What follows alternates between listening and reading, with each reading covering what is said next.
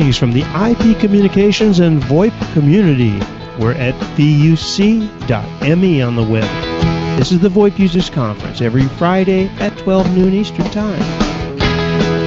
We would like to thank simwood.com, who can turn you as a developer into a telco. simwood.com. Our host at PBX is on onsip.com. Web hosting for the VUC is provided by bluehost.com. And a couple of other .coms that help us with support. zipdx.com, our full-featured, full-colored conference bridge. And our local rate dial-ins provided by voxbone.com. Thanks to all those who support us, including those of you who listen and participate.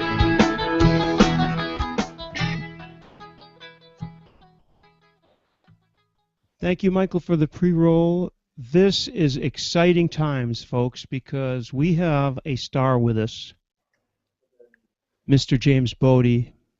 James, I just want to say, people know this already, but I remember on the Free World Dial-Up forums seeing Call UK, James Bodie. You're like a John Todd of the UK. So you're one of my heroes. And you and I have become friends, and we've known each other for a couple of years. But this was like almost 10 years ago that I saw the James Bodie. Without further ado, tell us about Truphone. Where did it come from? What is it good for?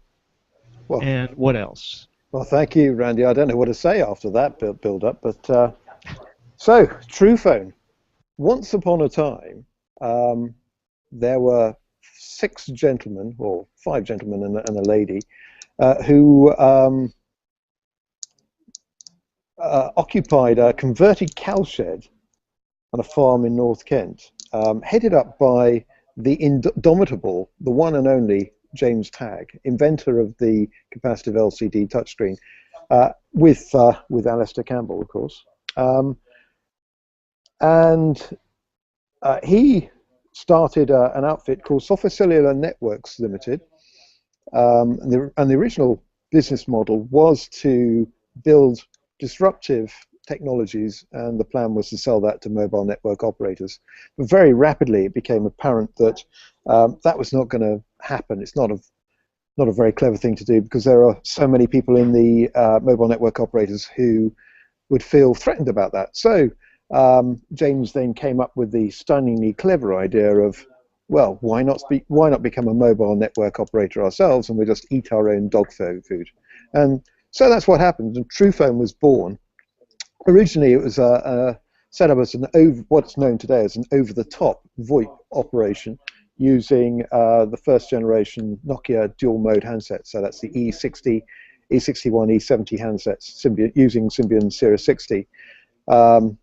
And we ran as an OTT VoIP operator for about 2.5 years. But after doing that, it became reasonably apparent to us that in order to do things properly in a big way, we actually had to control the signaling and the media, not just across the VoIP world, but also across the conventional GSM world as well. So we started looking at buying pieces of GSM infrastructure, starting off with HLRs, and almost by accident we ended up buying our first mobile network operator, an outfit called Call UK. Sorry, not Call UK, called SIM for Travel, not Call UK at all.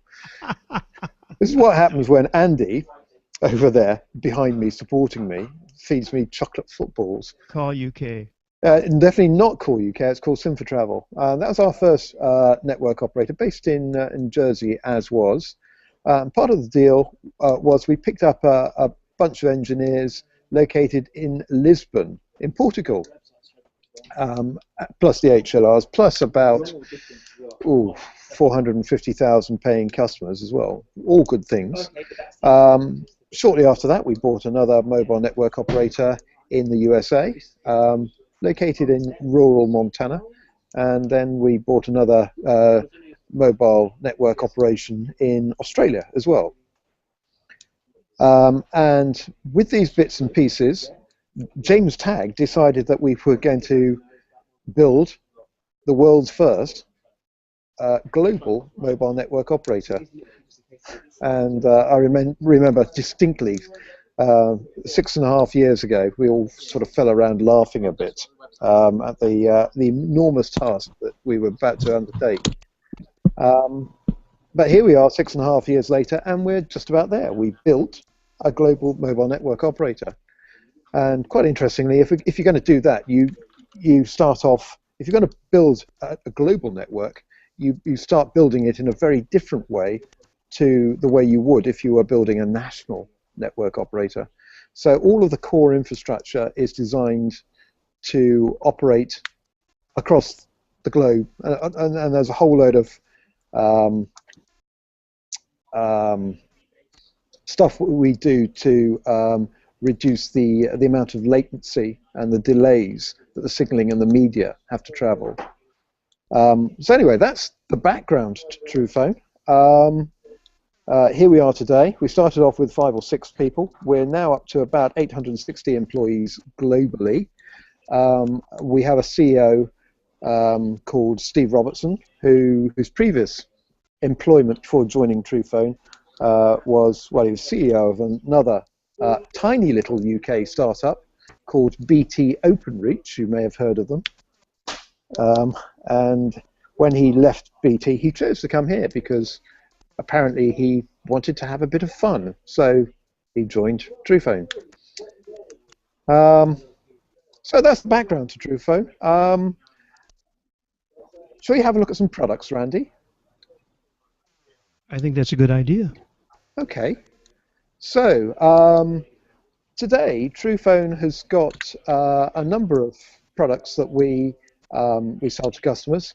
The typical Truphone customer tends to be somebody who has a very complicated lifestyle, typically with a large component of international travel. And conventionally, that has been quite an expensive thing to do, quite a complicated thing to do. And many people end up with multiple SIM cards, with dual SIM handsets. Some people then using over-the-top VoIP clients as well. So our mission really is to make the whole thing a lot simpler and considerably cheaper. So today we sell well, Truphone SIMs. Here's one I prepared earlier. Here's a Truphone SIM. They look like a conventional SIM card, but they're not.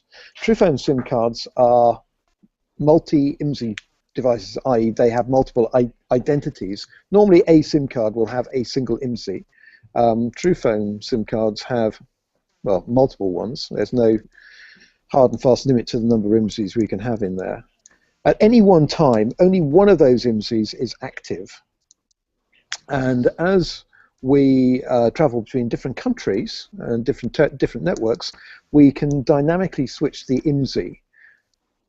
We do that for 2 reasons. Firstly, on a cost basis, it dramatically reduces the wholesale cost to us by selecting an IMSI that's local in the country that you're going to. But secondly, it means that it gives us more functionality and better quality. So you can do things with a local profile that you can't do through an international roaming hub. Now, typically, a Truphone SIM will have multiple telephone numbers in multiple countries. And again, there's no real limit or technical limit to the number of telephone numbers that we can have on there. And we'll demonstrate some of that a little bit later. In addition to that, we've got full mobile number portability. So if you've got a telephone number in any of the Truphone home countries, we can port that in to your Truphone account. And this is where I think we probably want to show off a little bit of Truphone technology. And in fact, I think it's probably about time for our first giveaway. So Andy, in the background, can you live up your phone? And if I go to screen share, this worked fine in rehearsal, and I've lost my I've lost my. This is going to be one of those wonderful, dangerous demos that doesn't quite work. So we shall see, and we will of course blame all the tools, nothing, not the product itself. Well, if it doesn't work, we'll just carry on regardless. I was going to say blame me. Be much Yeah, easier. it's probably Tim's fault. But Yeah, it's all Tim's fault. let me just testify here that we have seen this work twice, so it does work. Right. Are you seeing my reflector, Andy? I am not seeing anything but you, sir, at the moment. Okay, I'll stop my reflector. So what we're doing here, just for those people who are interested, we're using an application called Reflector, which appears to an iPhone to be an AirPlay node. And what Andy's going to do is feed video. I just brought Reflector back up again. Can you see that now, Andy? I can see it, and I'm on it. No, I'm not on it. I'm on it. No, I'm not. It's sort of like saying yes, okay, and then no. Are you on it? No. Let me try again. Oh, I might be on it now. Okay. Since I've lost it. And I can't see you. Yeah, thought so. This is really going to work well. Shall we press on and see whether we can get that reflector link back again? Because we can't do our little competition without it. Okay, right. So what I was going to do is show you a Truphone SIM working in. Sorry, I was going to show you a Truphone SIM working in an iPhone, and we're going to then show how that works with multiple telephone numbers. Okay, so I'll tell you a little bit more about the Truphone SIM. The Truphone SIMs actually have a processor on the SIM card. We run applications which run independently of the handset, and that allows us to do a number of things, like dynamically switching the IMSI as we travel between different countries. And oh, it's just come up. There we are. I've got Andy's phone has just appeared. So if I do that and that and press the blue button, how's that? Are you impressed, Tim? Not the big blue button, though, right? Tim, can you see that? What? Anybody, can you see that? Yes, you're there. Yes, I see it, James. So, yeah, somehow I've lost my unmute, but apart from that. who would do that to you? Go, James! So okay, is this the contest? Yeah, we're going to go in. We're going to do a little contest now. So what we're looking at now is a Truphone SIM sitting in an iPhone. And what we're going to do is we're going to go into the SIM menu, which is one of the ways that we interface into the SIM card. There are other ways. We actually communicate with the SIM card using the GSM signaling channel. But if you go to My Information, and we're going to show you some phone numbers on here. So these are the live phone numbers that this particular SIM card is live with now. And what we would like to challenge people to do is to send us an SMS message. Well done, Tim. Tim has just taken a picture of that. And the first person to send us an SMS message to any one of those numbers, you pick one that's local to you, will get a prize. Please note that those are E164 formats, so they include a country code. You will have to take off to send locally or send internationally. So we've got we've got a US. What's +31 is Spain. Is it +34? +44 clearly UK. +48 is I think Poland. Is that right? +49 Germany. +61 Australia. And +852 is Hong Kong we've got in there. So come on, somebody must be able to send us an SMS. And there we are, +359. Who's +359? And there's Dan, close second. I'll tell you what, Dan, because Dan Jenkins. Dan Jenkins, such a close second, we'll send you a prize as well. So, and there's one, who's showing off? Somebody +1 713. Just to show this is a live SIM card, and we're taking traffic on it. And somebody's going to try and do a voice call in a moment. But if you make a voice call to this this SIM card, Ken Rice. Yeah, Ken, you're far too late. Nice. And Ken Rice showing off there, sending not a telephone number but a alphanumeric call line ID. Very good. Okay, so that's the Truphone SIM card. There's somebody phoning as well, just to prove that it does well. We're not going to answer that one, whoever you are. We recently launched a new world tariff that goes with the SIM card. You can go out and you now buy a bundle of minutes, SMS, and data, which is inclusive in bundle in 66 countries, originally called Route 66, but now called Truphone World 66. Yeah, Truphone World. You can tell I'm not a marketeer, can't you? So that's available. You can buy those today. We also do, if you're a company, Free Switch does rock. If you're a company, I'm going to turn off that screen share so it doesn't disturb us for the time being, if I can find it. I'm struggling with the screen share here. There we are. Back onto me again. Yeah, and if you're a company, you can have a shared plan, so you can do something like take 1 terabyte of data, 1 million minutes, and 10 million SMSs, and share it across the whole company if you wish. That's the sort of thing that Truphone sells today. Any questions on that before we move on rapidly? How are we doing for time? 17 minutes. We need to go faster. Okay, let's move on and let's look at Truphone applications, because in addition to running Truphone services with conventional SIM cards, we also run Truphone on different smartphones. And if I take out my screen share again, here's one we prepared earlier. Press the blue button.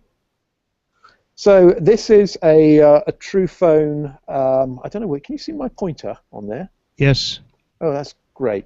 So we're looking at the front of an iPhone.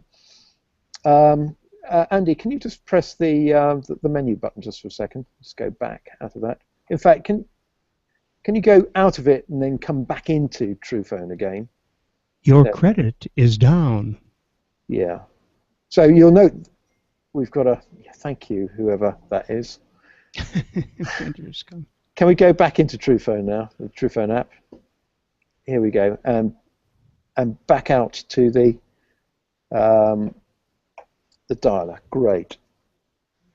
Super. So this is a Truphone app running on an iPhone. We also support the Android platforms in all their various guises, and we also support BlackBerry OS X, which incidentally is a wonderful platform to develop for. The only major smartphone platform that we don't support at the moment is Windows Mobile, mainly because it's extremely difficult to develop for. So what we're looking at here is the front face of the Truphone app. Note that little thing up here, which looks like a signal strength indicator. It's not actually a signal strength indicator. What that, in fact, Andy, can you just tap it, make it perform? What's happening here is the client sends a number of simulated RTP packets, which then get reflected through our infrastructure and back to the handset. And based on what the handset sees, it gives you an indication of whether you're going to have a good call or not. That's actually pretty neat. You like that, do you? I do. Yeah. One of the problems we come up against is people have got no idea how good their local Wi-Fi is. So with this, you can see whether you're going to have a good experience or not. Okay, Andy, can you drop into the settings just for a moment? Down here, settings. Okay, we've got a number of other bits of functionality in here. We've got something we call Truphone Anywhere. if you turn that on, just turn it on for a second, Andy. Okay, what Truphone Anywhere is a facility that allows the user to intercept calls that are made on the phone, and it will cause them to be placed to a local wormhole rather than being cleared directly through the local operator.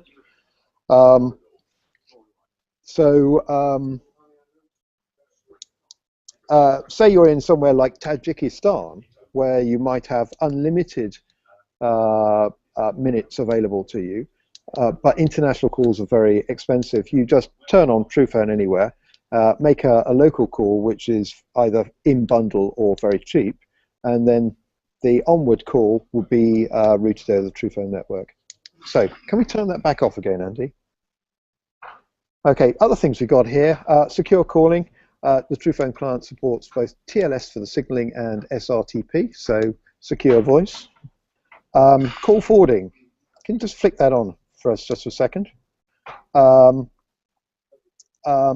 This is used when, for the scenario where you're not available within Wi-Fi. Somebody calls you on Wi-Fi, and you're clearly not available to take the call on SIP VoIP. The call will then be forwarded to a telephone number of your choice. Can you just hit the forwarding cost button and just have a look at the how that works? Are we going to look at that? We're not going to look at that. We can't look at that. It would be interesting if it would actually do something at the moment. Well, it might help. Doesn't it say? Turn call forwarding off, and that now you should be able to do it. Well, anyway, I was going to show you that, but it shows you how much the well, it did say how much. Yeah, but I was going to show you how to set up the number as well. Oh, okay. So the rest of it you're probably not interested in. Can you just scroll down to the bottom just in case I've missed anything? No, there's nothing more important in there. Can I ask a question, James? Yes, certainly. Go ahead. Actually, it's not a question as much as, well, it's a question. My wife was traveling all this week, and she was in an area that had very poor cell phone coverage. There was a bad signal. She was breaking up horribly. So I said, well, are you in Wi-Fi range? She said, yeah, I've got a great Wi-Fi at the hotel. At the same time. Oops. Sounds like we have...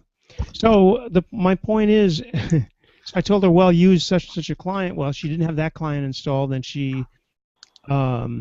we tried with another client, and that wasn't getting through because maybe I didn't set the accounts up or whatever. But this seems to be, among many other things, a solution to that problem, because if I'm in Wi-Fi range, this looks like it automatically deals with that problem, where you don't have a phone signal, but you do have a Wi-Fi signal. This would end that problem because it mitigates between the two, right? Or am I crazy? Absolutely, yeah. So if you're... I could have talked to her. At home or in the office or in a hotel, anywhere where you've got Wi-Fi, you just use Wi-Fi. And in fact, in many instances, the quality that you get is much, much better over Wi-Fi. I'm going to have to stop you because there's a tiny quarter of Dan Lane's face that was in your right-hand bottom corner. Very distracting, yes. But there, that is. Yeah, that's Dan Lane. I know that face. I know that quarter of a face. I'll just cut Dan Lane out of the picture. There we go.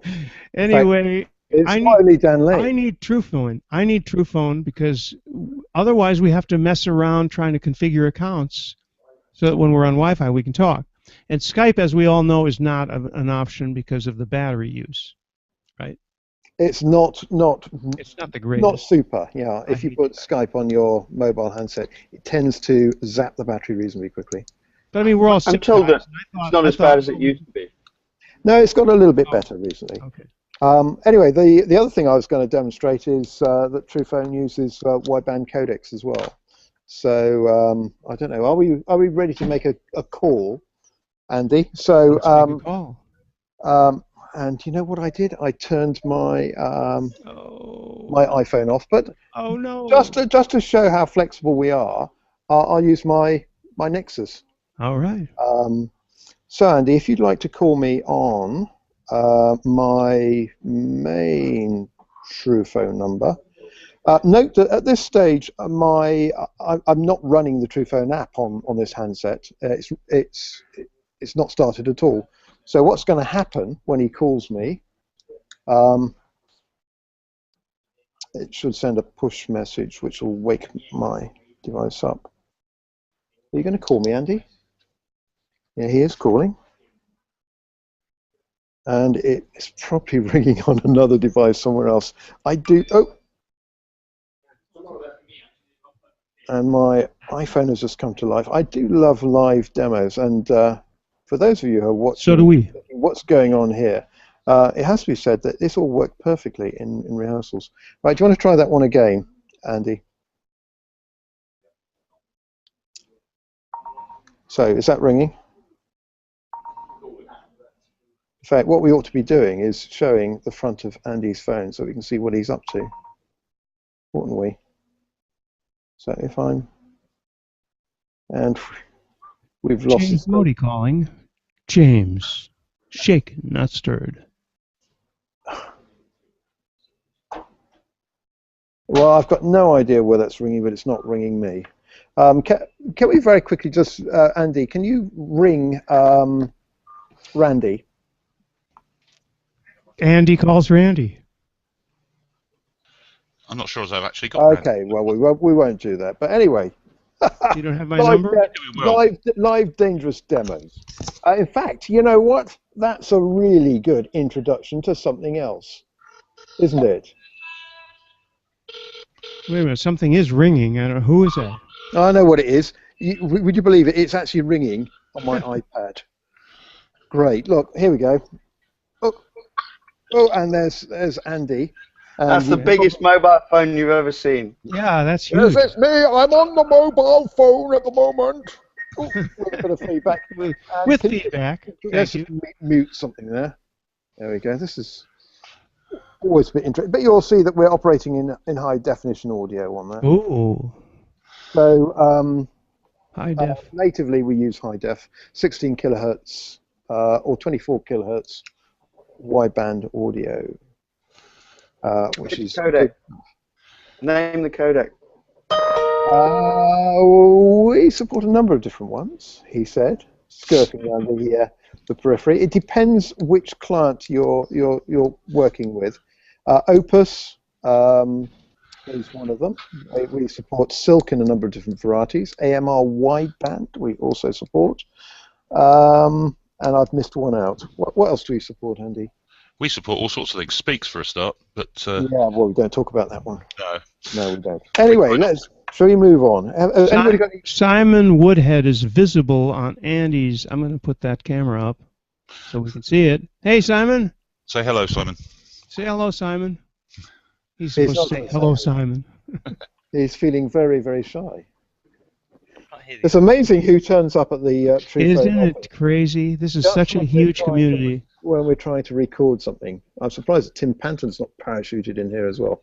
Listen, James. James, there's a great question from Dan Jenkins. Yeah.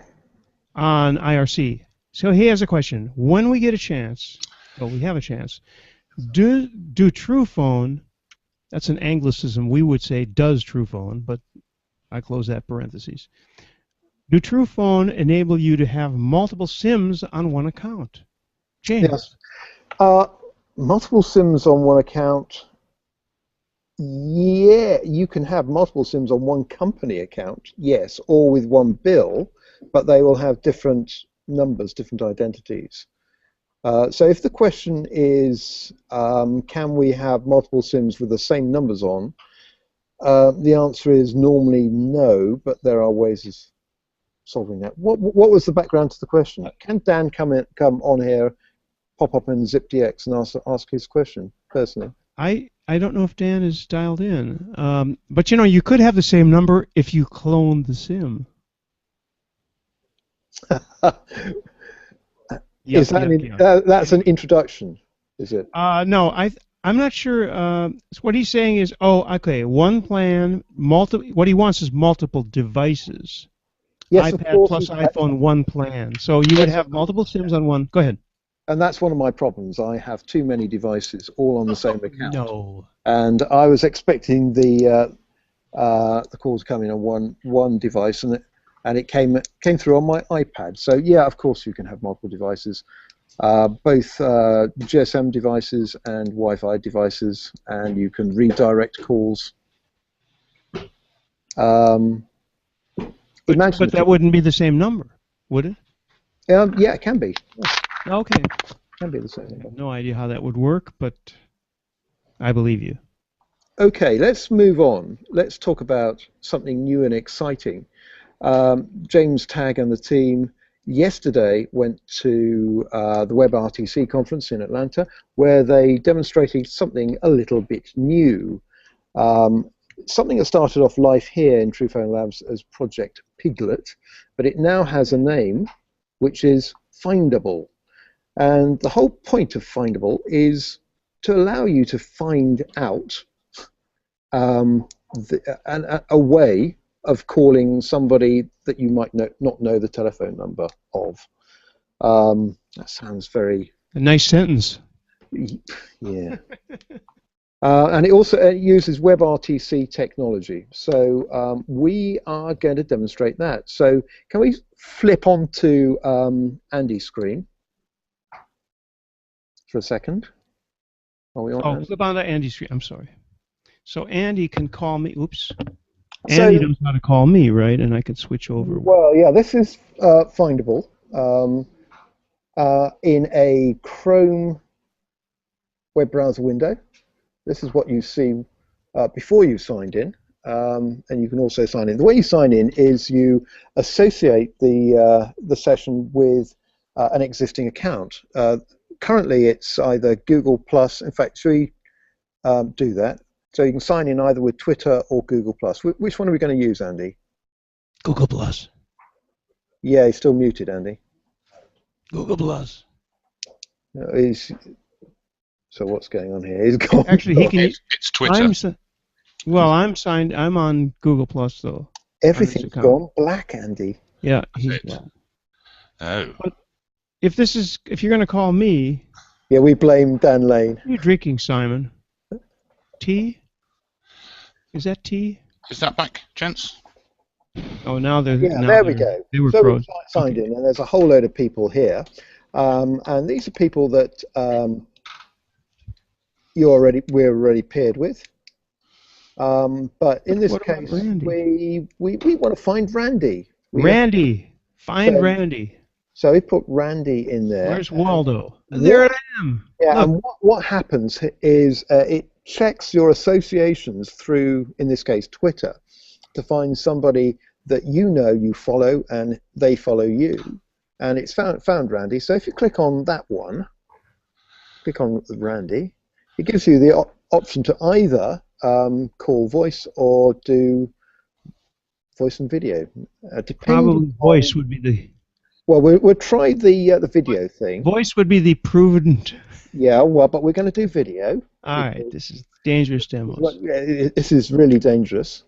And if Randy had his Chrome browser open and was logged in, it would call him. Wait a minute, ladies and gentlemen, we have a winner. Look at this. Well, it's not focusing properly. So anyway. Go back a bit. Hold on. No, do that one more time. Oh, man. Bonjour, c'est Randy. Hello. He got my message. Let's explain what that is, though. That was a fall through to GSM, right? Indeed. So Findable knows about Randy and knows what Randy's phone number is. Andy doesn't know what Randy's phone number, but he doesn't need to because it's Findable that fills in the missing details and finds Randy and places the call. Which let me say also that he could have, we're in the middle of a kind of a demo here, but Andy could have left me a message, even though he doesn't have my phone number, but he could have left me a voicemail saying, this is an emergency, please get back to me, and with whatever message he wanted. And I would have heard it because this was treated as a standard phone call. In fact, it was, as far as my carrier knows, a phone call because it was forwarded. Very cool. It's very cool, and this is kind So of the what did you? beginning. Sorry, quick thing on that. What do you see as your caller ID, or as the incoming caller ID, Randy? I Does it say saw. like Let Dan's me. Andy's Twitter ID or what? That's a great question. I'm glad you asked, and I'm going to go to the history thing. Yeah. So I see Andy's 44 Yeah, phone it number. sees Andy's telephone number. I He assume wants this it. is not going to be visible, Okay. but it'll be visible enough to where you see what I'm talking about. Right. So you get Andy's Truphone number, even though he's sitting in a web browser in a cafe and he's lost his phone in And luggage or something. and Okay, I cool. see That is actually really cool. the ID, the avatar, if you will, the ID photo associated with whatever account he found me on. That is pretty cool, actually. Okay, and this is just the tip of the iceberg. There's a whole load more to come with this.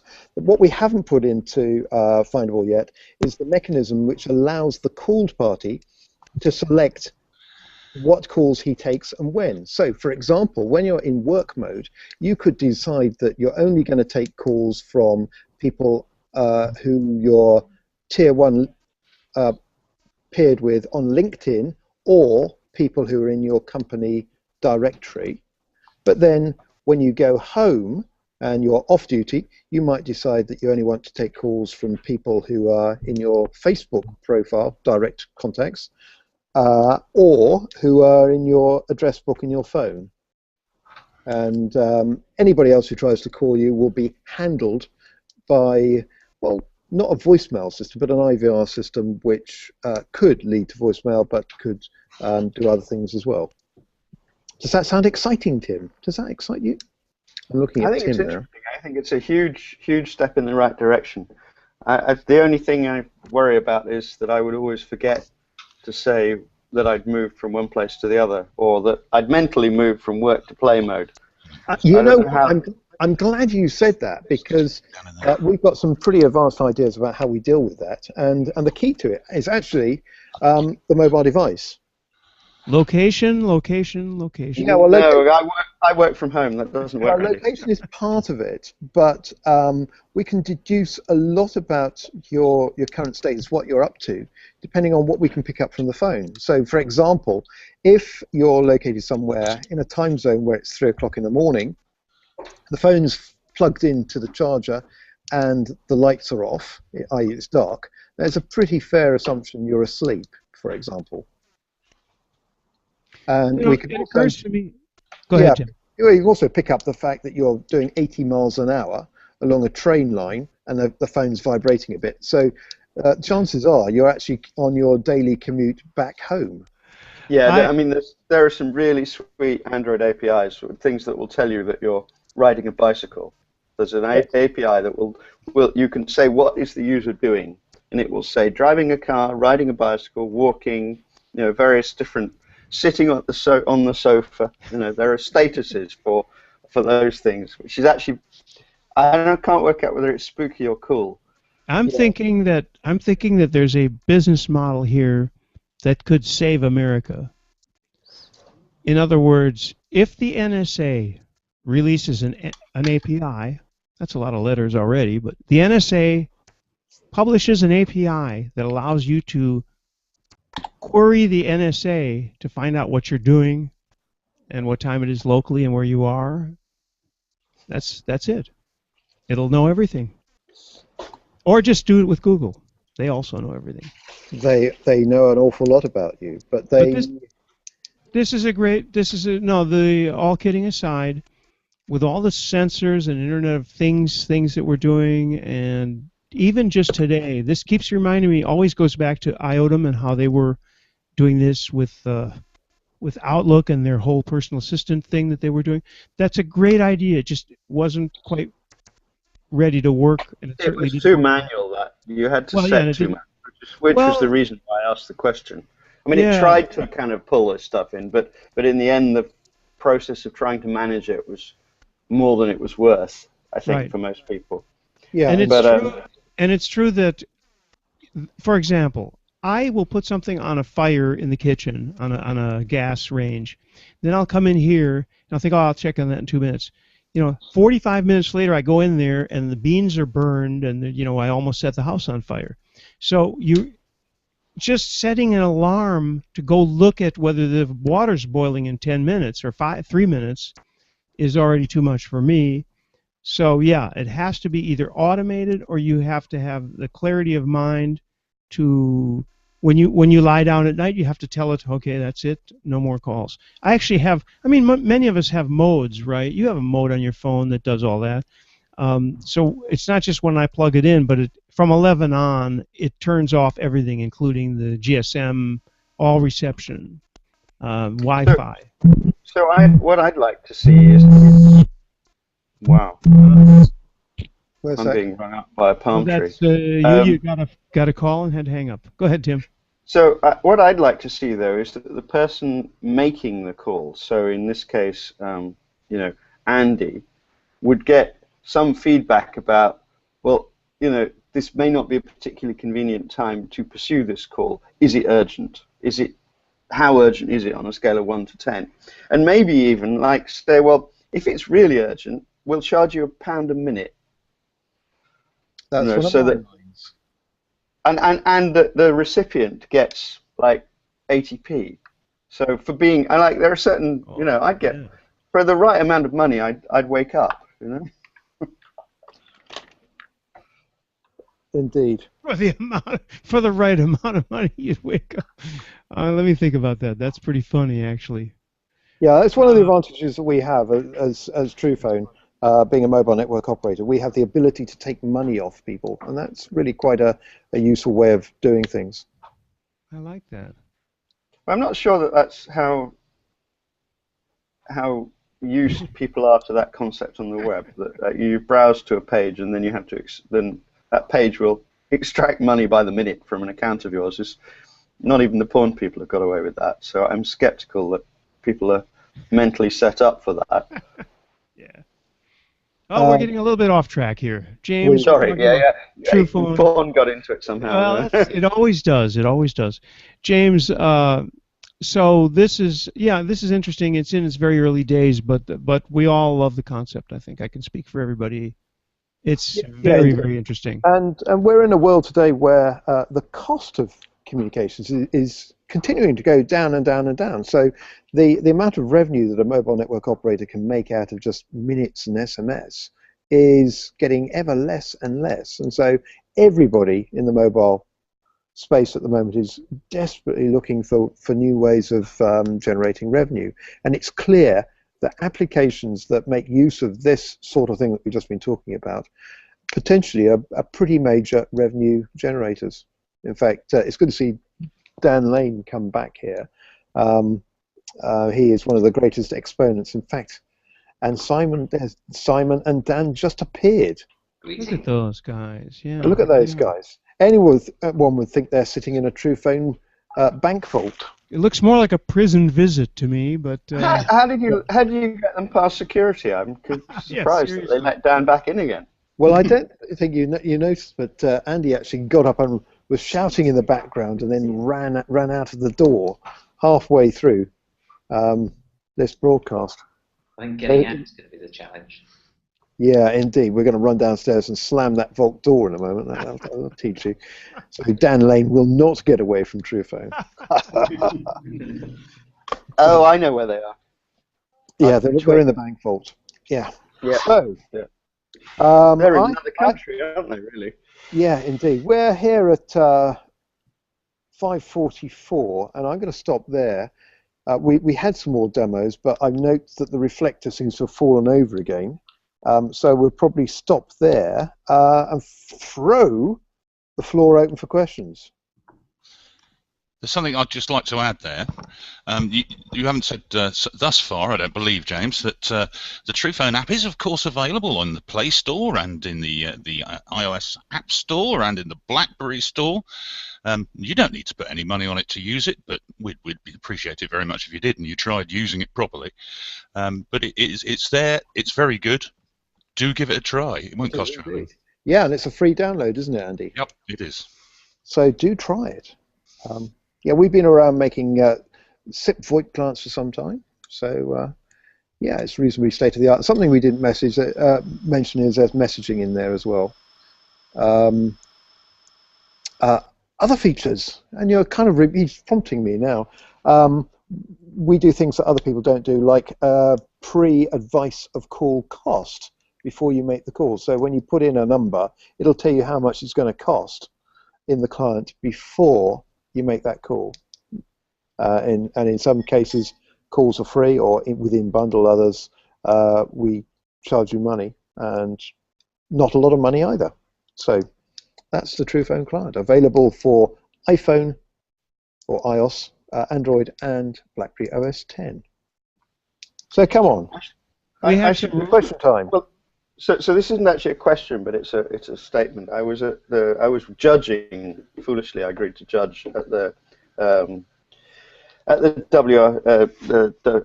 WebRTC event, and I must tell you that by far the most exciting demos were all from Europeans. The 3 top demos were all from Europeans, as far as I was concerned, which was fascinating. Was one of those from Truphone? One of those was indeed from Truphone, and our friend Peter Dunkley with Acision was good. But I have to say that you were all outclassed by a Spanish student at the. In my opinion, the other judges probably don't agree. So I don't know what the outcome will be. But from a Spanish guy from Chicago, who had basically implemented what Skype are doing with the on-the-fly translation, but he'd mashed it up out of WebRTC and Google Speech Recognition and Microsoft Translation Services, it worked beautifully. I was just like, bowled over by how much he'd managed to stuff into one app. I was quite jealous, actually. But I mean, that's not a commercial thing. You and the Acision guys actually had something that would make money and had a real purpose to it, whereas his was, I think, more a bit of a fun, but actually very cute. So. But anyway, the Europeans are, by far and away the most interesting people in the WebRTC world these days. Well, that's nice to know, Tim. Thank you for that.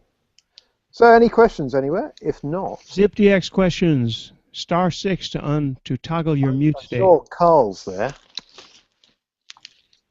And it looks like, have we lost? We've lost Julia, haven't we? Well, she's in and out. Yeah, that's a shame. She stayed with it as long as she could. And we've got Emil live from Bulgaria as well.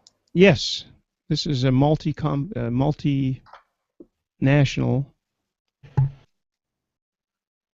Okay, so it's probably a good time to mention upcoming dangerous demos again, isn't it, Randy? Absolutely, absolutely. Yeah, we've got a couple more sessions of the ever popular dangerous demo series. First of those will take place in the first week of August at ClueCon in Chicago. We're hoping to see some really exciting dangerous demos, and in fact we've had our first entries already. One of these, I'm reliably assured, is going to be positively shocking. The person behind that knows exactly what I mean. So, and we're looking forward to seeing somebody volunteering to demonstrate that. And we're also running dangerous demos at Astricon this year, which will be, it's on second week in October, I think, isn't it, in Las Vegas, Randy? I wouldn't know. 4th to the 7th, I think. It's 4th to the 7th. They've moved the dates. I wouldn't know. So we've got those coming up as well. If we're in the publicity for upcoming events section, sure. I should mention crankygeek.com.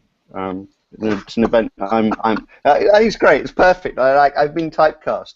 But crankygeek.com is an event in San Francisco next week. It's subtitled WebRTC for Web Developers, and the idea is that the people who wake up hungover from their Google I/O party on Thursday night, Friday morning they stagger in at lunchtime to an afternoon of gentle introduction to WebRTC, so that they can go and put it into their web apps and into their Android apps. But I think that all the tickets are sold, but it's going to be live streamed, and it's also going to be Hangouts on air, so you can watch it later. But yeah, no, so, I mean, I'm looking forward to it. I'm looking forward to getting the kind of web developer's view on real-time communication, because I think that'll be a nice contrast to some of the more, sensible telephony things that people do. Not that there's anything wrong with sensible telephony. Sold, and you've only just announced it. Tim, are you back on this side of the Atlantic? No, I'm in San Francisco. Oh, okay, you're already in. That was a question that was asked already by Dan Jenkins, in case you want to know. All right, no, I didn't seem worth going home for 4 days. No, it would be crazy. It would be crazy. Are you going to Google I/O? No, there's a ticket you can't get. I think they sold out in about 20 seconds. It's hard, but since you're already there. Well, if I manage to mug somebody on the street in the Mission District, I might get in. But otherwise, well, it's kind of unfortunate since you're there.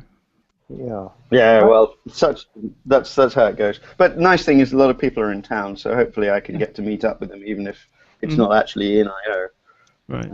Okay, I noticed, Randy, that Julia's has come back. Julia's back with us. So perhaps we better introduce Julia to. That's a good idea. To the audience. Yes, sorry for being here and not here. Yeah, I'm ready to be introduced. So should I?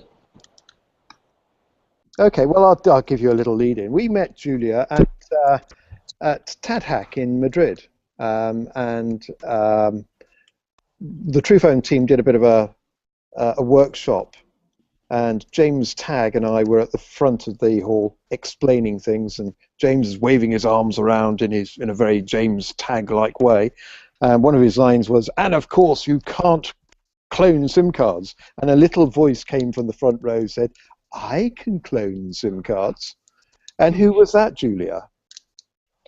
Yes, nice to meet you. I think we're going to be embarrassing her with that story for the next 4 years or so. It was a magical moment, because there aren't very many things that stop James Tagg dead in his tracks, but that was one of them.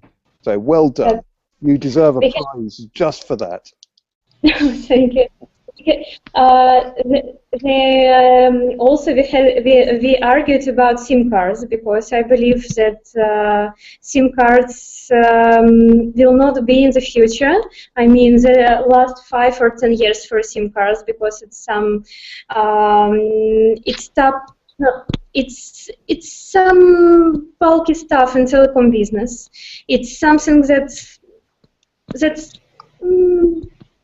that shouldn't be for the future, because it's bulky. It's distribution for mobile operator. It's in some way it's stopped. It's not. Let me. It's like even MNP didn't solve this issue, because SIM cards will not making me free, because I have to zero my number, and I have to choose what number, what operator, and while I'm traveling, it's not very convenient. And I dream to have a seamless phone. I just came to new country, and I connected to this to network of local mobile operator with seamless solution, easy and free, just with an application. And that was development, that was research I've done for the last half year, maybe even more, because I investigated how and where it can be possible. So that's how that was a part. I mean, those questions I assigned to James was a part of my research. Okay. Well, you know what? That's reasonably dangerous talk, because network operators really quite like having SIMs that they own, that people put in phones. Yes. My personal belief is that we're probably going to end up with phones that have SIM slots, but they also have embedded SIMs as well. So that's what I think I would like, to have both. Yeah, but you know that in P&L of mobile operator, distribution is usually 25% of cost, even more. So now, when operators have a high EBITDA margin, it's not so critical to continue spend the money. But when voice traffic will fall more rapidly. Oops. Have we lost Julia? It's gone very quiet. Where is the problem my end? I can hear you, James. So you're still there, and she's frozen. So I think Yeah, Julia's on her. That heretical talk about having not needing SIMs has caused us to be cut off from the international telephone network. Somebody at the mobile network operator that she works for in Moscow heard her saying no SIM cards is a good thing, and that was the end of her. Oh well, yeah, interesting times we live in, and I think we're probably going to see certainly handset or device manufacturers looking at putting in soft SIMs in the very near future, and doing the sort of thing that Truphone does already, which is pushing IMSIs and all the other relevant bits and pieces across the signaling channel in a secure manner. I think that's coming. Anyway. So how would that work actually? I mean, how would you get soft SIMs to work with different operators and switch from one to the next? Okay. Well, the way you do it is you actually you install the cryptographic key variables at manufacture, but then you can oh, you're back again. You can then push things like IMSIs and identities into the SIM card. It's exactly what Truphone do today. But no, I mean, let's say that I get my mobile device from Orange France, and then I move to I don't know, to T-Mobile in the United States, and I want to get a subscription there. Well, that's the thing. You probably wouldn't buy your mobile device from Orange. You buy it from Apple. No, okay. Or from Right, Samsung. Yeah, okay. I have a mobile device with a subscription from Orange, and then... Well, no, you buy the device from the manufacturer, and then you buy the service in exactly the same way as you would buy an app through the App Store. Okay. And then if you go to a new country, you land in that country, and you look at your, well, something that looks a bit like an app store, and you say, you can see all the services from all the different operators, and you say, I want, I don't know, Bouygues Telecom 5 gig bundle, press the button, and it gets charged to your Apple iTunes account or your Google Play Store. Yeah, sorry guys that I was had problem with connections. I stopped at what moment about operators EBITDA and costs, or I don't remember, because I also would like to add points from operator side and about SIM cards issue. Well, you got just to that point, and then you dropped out. It was 20 SIM distribution and SIM cards at 25% among all the operators' cost. I mean, it's average number for all operators. For new operators, for new region, it's even more. It's more than one. It's maybe the bulkiest part of all operations. So operators will also, after some time, will when voice revenue will fall down. They will look for tools to optimize their costs, and SIM cards probably will be one of these tools.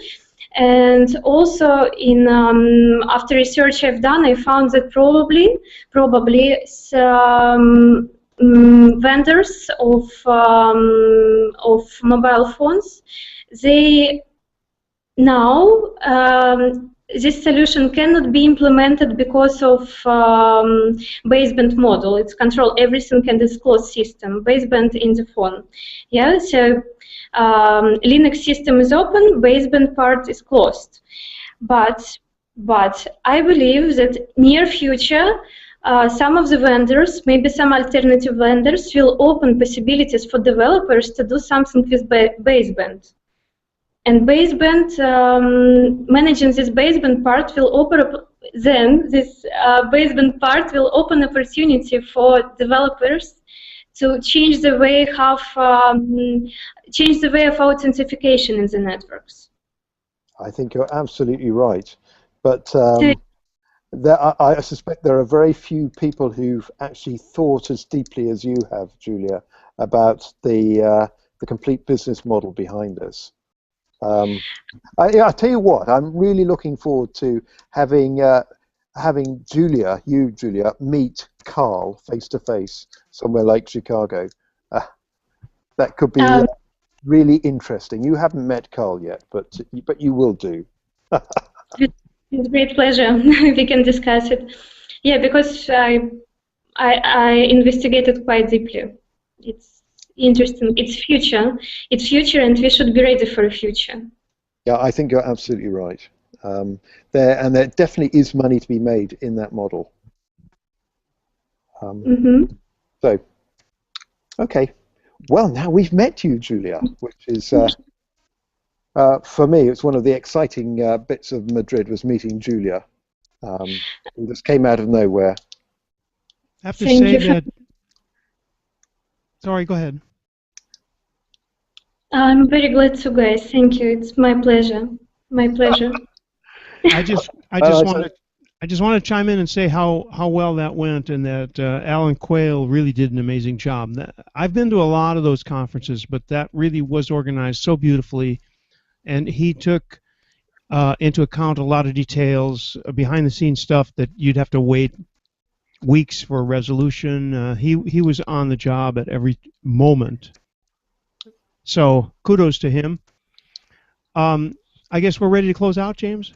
I think so, yeah. Well, we're ready to go into the adult-only portion. That's terrific. And, I'm guessing that the heavy mob down in the bank vault downstairs want to have a chat about certain things. That'd be terrific. Let me just say that before we go, that if you would like to join us, we've been running we're going towards 8 years of the VoIP Users Conference, which we now call the IP Communications and VoIP Community. And you can join us as an individual, not a company, by going to vuc.me/community. Or just go to vuc.me if you want to contact us to be a part of this, to present your project, your company, your service, your product, whatever it is. This is a true community. It really is. We've been running for years, and we know each other very well. As I joked around about James being my hero in the beginning, I've known James for years, but I've known of him for 3 or 4 times as many years as I've actually known him. So thanks everybody who participates. Thanks to all our guests, and we are going to move now to the mature audiences. So here we go. Mature or immature, depending on your viewpoint. Thanks, everybody. Thanks, Randy. Thank you.